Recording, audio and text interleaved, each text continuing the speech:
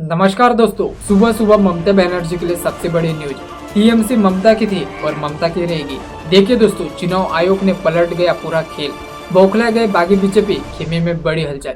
जी हाँ दोस्तों, आखिरकार ममता बनर्जी ने चुनाव आयोग में ऐसा मास्टर स्ट्रोक खेला दिया है जिससे बागी गुट का पूरा खेल बिगड़ता दिखाई दे रहा है। टीएमसी का नाम, चुनाव चिन्ह और पार्टी कब्जा करने का सपना अब बागी गुट का टूटने लगा है। आखिर ऐसा कौन से दस्तावेज चुनाव आयोग को सौंपे गए जिन्हें नजरअंदाज करना आयोग के लिए भी आसान नहीं रहा? और क्या पहली बार बागी गुट को एहसास हो गया कि सिर्फ दावे करने से पार्टी नहीं मिलती, उसके लिए कानूनी सबूत होने चाहिए। आज की इस रिपोर्ट में आपको बताएंगे 6 जुलाई को चुनाव आयोग में आखिर क्या हुआ है, कौन कौन से दस्तावेज वहाँ जमा किए गए, आखिर क्यों रतवत बनर्जी गुट अचानक यहाँ पर खामोश पड़ गए, और क्या बीजेपी के खेमे में भी अब बेचैनी बढ़ती दिखाई दे रही है। तो वीडियो को आखिर तक जरूर से देखिएगा, पूरी जानकारी आपको इस वीडियो में दूंगा। लेकिन उससे पहले अगर आपने हमारे चैनल को सब्सक्राइब नहीं किया तो चैनल को सब्सक्राइब कर बेल आइकन नोटिफिकेशन को ऑन जरूर से कर ले, ताकि ऐसी अपडेट आपको कोई भी मिस ना हो।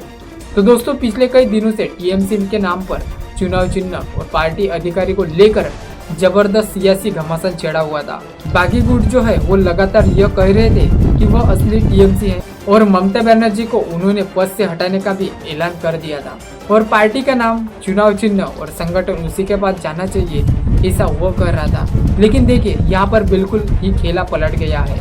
6 जुलाई के बाद तस्वीर बदलती हुई यहाँ पर दिखाई दे रही है। बताया जा रहा है कि चुनाव आयोग में ममता बनर्जी गुट ने ऐसा दस्तावेज, ऐसे कानून तथ्य और ऐसे रिकॉर्ड जमा किए हैं जिनके बाद बागी के खेमे में हलचल मच गई है। सबसे पहले कल्याण बनर्जी का ट्वीट आप स्क्रीन पर देखिए। उन्होंने साफ लिखा है कि कुछ विधायकों के एक समूह ने खुद को ओरिजिनल टीएमसी बताते हुए चुनाव आयोग का दस्तावेज खटखटाया था। इसके बाद कल्याण बनर्जी, महुआ मोहत्रा और सागरिक घोष ने चुनाव आयोग पहुंचकर ममता बनर्जी गुट की ओर से पूरा जवाब दाखिल कर दिया और आधिकारिक तौर पर अपना पक्ष रिकॉर्ड पर रख दिया। यानी कि अब यह लड़ाई केवल प्रेस कॉन्फ्रेंस, टीवी डिबेट तक यहाँ पर सीमित नहीं रही, बल्कि पूरा मामला आधिकारिक दस्तावेज के साथ चुनाव आयोग के सामने पहुंच गया है। दोस्तों, यही वजह है कि अब कहा जा रहा है कि बागी गुट में सबसे ज्यादा बेचैनी है, वह डरा हुआ है। क्योंकि दावा करना आसान होता है दोस्तों, लेकिन दस्तावेज देना आसान नहीं होता। जो बागी है उसके पास कोई भी दस्तावेज यहाँ पर अभी तक मौजूद नहीं है। बताया जा रहा है कि ममता गुट ने पार्टी का संविधान, संगठनात्मक ढांचा, अध्यक्ष पद से जुड़े रिकॉर्ड चुनाव आयोग को पहले ही भेज दिए गए। आधिकारिक पत्र, संगठन के चुनाव से जुड़े दस्तावेज और पार्टी के वैधानिक स्थिति से जुड़े कई अहम प्रमाण आयोग के सामने रख दिए हैं। यही नहीं दोस्तों, चुनाव आयोग से बाहर निकलने के बाद कल्याण बनर्जी, महुआ मोहत्रा और सागरिक घोष ने मीडिया से बातचीत भी की है। वह साथ में वहां पर नजर आए। कल्याण बनर्जी ने साफ कहा, हमने जो दस्तावेज और कानूनी तथ्य आयोग को दिए हैं, उसके बाद बागी गुट की दाल नहीं गलने वाली। यह तस्वीर आप देख लीजिए, साथ में आपको दिख रहे होंगे। पत्र भी उनके हाथ में आपको यहाँ पर तस्वीर में दिख रहा होगा। यानी कि उनका दावा है कि कानून, पार्टी के संविधान दोनों ममता बनर्जी के पक्ष में खड़े हैं। यानी जो बागी है, आपको देखिए, उन पर कानूनी गाज भी यहाँ पर गिरने वाली है, क्योंकि वो साबित तो नहीं कर पाएंगे कि वो टीएमसी के असली यहाँ पर अधिकारी है। वो यहाँ पर अभी तक तो उन्होंने कोई भी सबूत पेश नहीं किया है दोस्तों। जो भी सबूत गया है ममता बनर्जी की तरफ से यहाँ पर गया है। अब जरा रतन आचार्य जी की जानकारी आप लोग यहाँ पर देख सकते हैं। उन्होंने बताया कि वर्ष 2000 में ममता बनर्जी ने चुनाव आयोग को पत्र लिखकर पार्टी अध्यक्ष का कार्यकाल 3 साल से बढ़ाकर 4 साल का कराया था। इसके बाद 2006 में फिर से चुनाव आयोग को पत्र लिखकर अध्यक्ष का कार्यकाल 5 वर्ष करने का प्रस्ताव किया गया। इसी प्रक्रिया के तहत 2022 में ममता बनर्जी सर्वसम्मति पार्टी से अध्यक्ष चुनी गई, जिनका कार्यकाल 2027 तक वैध है। अब यही से सबसे बड़ा सवाल खड़ा होता है दोस्तों, अगर बागी गुट कर रहा है कि ममता बनर्जी का कार्यकाल 2025 में ही खत्म हो गया है, यह बागी कह रहा है कि तो फिर उन्हें ममता बनर्जी के हस्ताक्षर से चुनाव लड़ने वाले उम्मीदवारों के नामांकन कैसे दाखिल करा? भला क्या उस समय उनके हस्ताक्षर वैध थे और आज अचानक से अवैध हो गए हैं? और साफ साफ रतन आचार्य ने यहाँ पर कहा कि वो कानूनी बिंदु बताया जा रहा है, जिसे बागी गुट के दावों को कमजोर कर रख दिया है। कानूनी विशेषज्ञों का यहाँ पर मानना है कि केवल कुछ विधायक या सांसद अलग हो जाने से पार्टी की संविधान, संगठन और चुनाव चिन्ह और वैधानिक पहचान अपने आप उनके पास नहीं चली जाती। यानी कोई भी बागी हो जाए तो पार्टी उनकी नहीं रहेगी। पार्टी में जो पहले से अध्यक्ष है उनकी पार्टी यहाँ पर रहेगी। यानी फिलहाल कानून की लड़ाई में ममता बनर्जी का पक्ष ज्यादा मजबूत दिखाई दे रहा है। लेकिन दोस्तों, ममता बनर्जी केवल अदालत और चुनाव आयोग के भरोसे यहाँ पर बैठी हुई ऐसी नेता नहीं है, वो सड़क पर उतर चुकी है। जरा आप ये वीडियो में देख सकते हैं, कल का यह वीडियो है। अपने ममता बनर्जी का वीडियो आपने देखा आपने सड़क पर वो उतर चुकी है। सरकार के खिलाफ कैंडल उनके हाथ में है, आपको यहाँ पर दिख रहा होगा।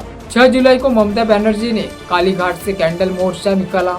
उनके साथ डेरेक ओब्रायन, डोला सेन समेत पार्टी के कई वरिष्ठ नेता मौजूद थे।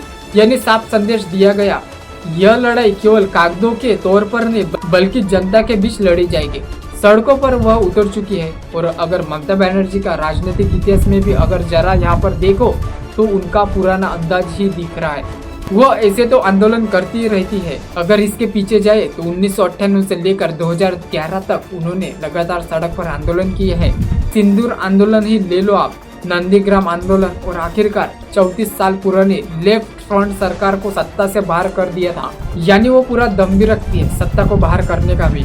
ऐसे तो वो चुपचाप बैठने वालों में से नहीं है दोस्तों। इसलिए जो है भाजपा इतनी घबराई हुई है और डरी हुई है। इसलिए तो ममता बनर्जी का प्लान जो है यहाँ पर सफल होता नजर आ रहा है। यानी कि राजनीतिक विशेषज्ञों का यहाँ पर मानना है कि ममता बनर्जी दबाव में आकर पीछे हटने वाले नेताओं में से नहीं है।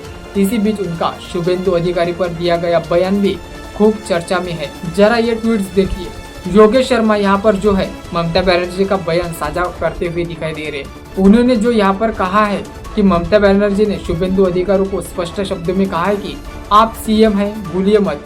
पहले आप कांग्रेस के साथ थे, फिर 1 दशक से भी ज्यादा टीएमसी के साथ थे, विधायक मंत्री रहे, अभी मेरे कार्यकर्ताओं पर अत्याचार कर रहे हो। एक दिन यह आपको वापस लौट सकता है। यानी ममता बनर्जी सीधे राजनीतिक मुकाबले के मोड में दिखाई दे रही है, इसलिए वह सड़कों पर उतर चुकी है दोस्तों। कुल मिलाकर जो तस्वीर इस समय बन रही है उसमें 6 जुलाई को चुनाव आयोग में जमा हुए दस्तावेज के बाद ममता बनर्जी के गुट पहले से कहीं ज्यादा आत्मविश्वास में दिखाई दे रहे हैं। वही दूसरी तरफ बागी गुट चुप्पी और बीजेपी के खेमे में बेचैनी लगातार चर्चा का विषय बनी हुई है। अब नजर चुनाव आयोग के अगले कदम पर टिकी है। लेकिन इतना यहाँ पर जरूर कहा जा रहा है कि अगर दस्तावेज और पार्टी के संविधान के आधार पर फैसला हुआ तो फिलहाल ममता बनर्जी का पलड़ा भारी दिख सकता है। यानी कि जो टीएमसी पहले से ही ममता बनर्जी की थी वे ममता बनर्जी की रहने वाली है। और यह वजह है कि बागी के खेमे में हलचल तेज हो गई है। देखना यहाँ पर होगा कि चुनाव आयोग इस पूरे विवाद पर क्या फैसला देता है और क्या बागी गुट अपने दावों को कानूनी रूप से साबित कर भी पाता है या फिर नहीं। आपको क्या लगता है कि ममता बनर्जी इन पर भारी पड़ने वाली है? क्या बागी गुट के खेमे में आपको हलचल दिखाई दे रही है? आपको जो भी लग रहा है हमें कमेंट सेक्शन में जरूर से बताइए। अगर आपको ये विश्लेषण पसंद आता है तो वीडियो को लाइक कीजिए, चैनल को सब्सक्राइब कीजिए। मिलते हैं नेक्स्ट वीडियो में। जय हिंद, जय भारत।